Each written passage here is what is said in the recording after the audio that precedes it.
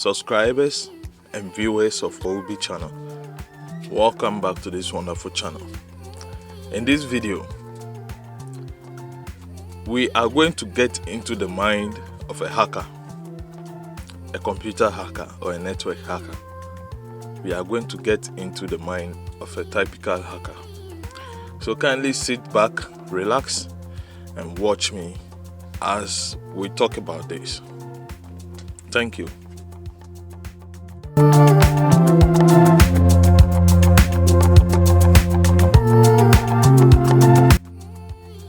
Okay, so there are a list of 6 items I listed which are supposed to be in the mind of a hacker. So we'll go through each step by step. These are about 6 steps which I think a hacker will have in mind. So let's begin with the first one, which is a hacker would like to have no traces, which is trace protection. Okay, so before a hacker begins with his or her hacking activities on a target, the person will first of all have in mind that I need to protect my traces. I need to protect where I am coming from, my source.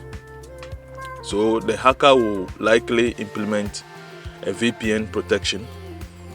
He will likely use proxy. These are the main 2 means by which a hacker might protect his or her traces or path, so that nobody is able to trace back to where this hacker came from. So these are the various means by which this hacker can actually protect his or her traces. Now, after implementing the VPN or the proxy, the hacker might end up using other third-party services, which aim is actually to protect the hacker from being seen online or being traced back to where the hacker came from. So this is the first step, protection, trace protection. So the next one to talk about is loophole. So first of all, the hacker hasn't gotten access yet. What the hacker will likely do is to search around this target and see if there is any loophole, if there is any leak where the hacker can penetrate through. So in case the hacker has targeted a particular network, the hacker is going to scan this network and see if there are certain ports which are left unprotected. Okay, so this is the reason why you need to always protect all networking services on your network. If it is about ports, you need to assign different ports or assign an encryption to this port. Okay, just find a way to protect your ports. Okay, because the hacker is actually going to scan your network and see if there are other loopholes he or she can penetrate through. So take in mind this second idea, which is a hacker will try to search for a loophole, and when he finally gets the loophole, then he can get into the target.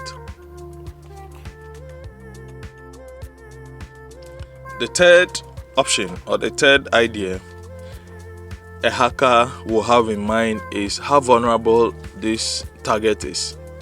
So it's about the vulnerability of the target. Now, in the mind of a hacker, after he or she has gotten access to the target, he will be looking at how vulnerable this target will be. Okay, how vulnerable this target is in terms of easy pathways into this target, in terms of how this target can be used as a decoy to target another vulnerable target. So this is what will be in the mind of a typical hacker. After he or she has gotten access to the target, the next thing he'll be thinking about is how vulnerable this target can be. How can I use this target to target other vulnerable targets as well? I hope you understand my English. Sorry for how uneasy I express myself, okay? But this is how best I can give you. So basically, this is the third idea that you typically found in a hacker's mind. How can I use this target I've gotten into to exploit and target other vulnerable targets as well? So this is the third idea. In the mind of a hacker, the fourth idea that comes in is this target well protected. The hacker will try to exploit other services. Hacker has gotten access into the target. He will try to see if there are some services which are protected. The hacker will try to see if all computers or servers on this target are protected. These are the things that will come into the mind of the hacker. Because in the mind of the hacker, since I've gotten access into my target, I need to find other means and ways and see if there are loose protection on this target. And so the hacker will try to see if your servers are protected. The hacker will try to see if certain services you provide are protected. The hacker will try and see if your computers or your machines on the target he has gotten to are protected. So if the hacker checks all this and you are unprotected, then the real exploit is coming to happen. The hacker is going to use your target to exploit.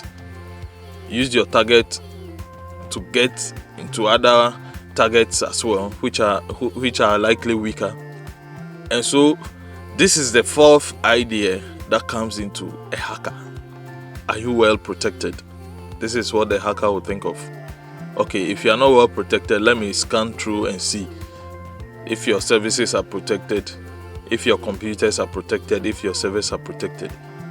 So example, if your server is not protected, then you are doomed. It means this hacker can easily get in there and disrupt your activities. Okay.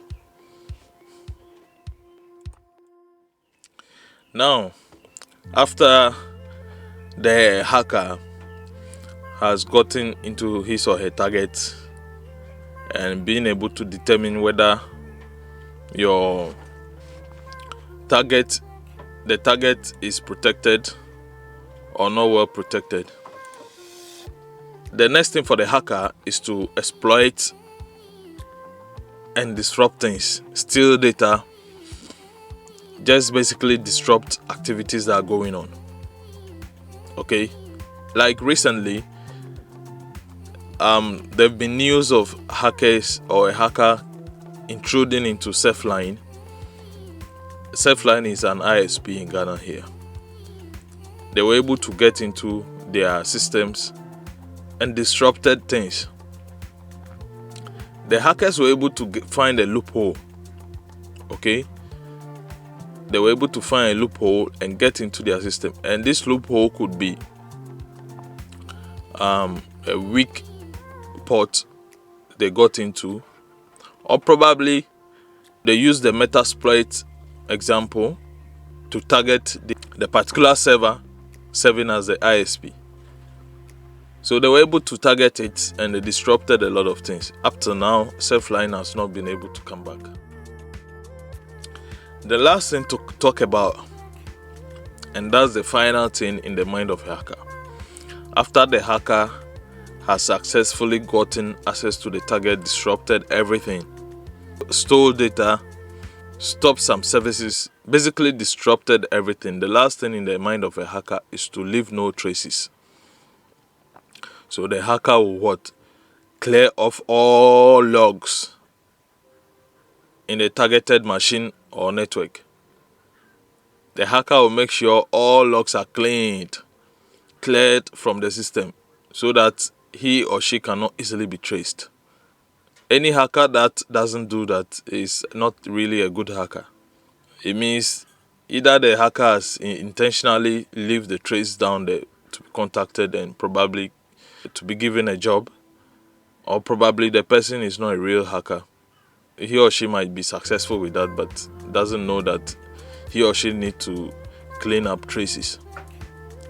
So this is the final idea you find in the mind of a hacker. Thank you for watching. Thank you for watching this video, my subscribers and viewers. Finally, those who don't really know the mind of a hacker, I guess you know the mind of a hacker right now. And so, you knowing this mind of a hacker, you should implement security measures that will prevent any sort of intrusion. Thank you for watching again. Please don't forget to subscribe to my channel, share my videos, and like my videos as well. Thank you. Merci. Gracias.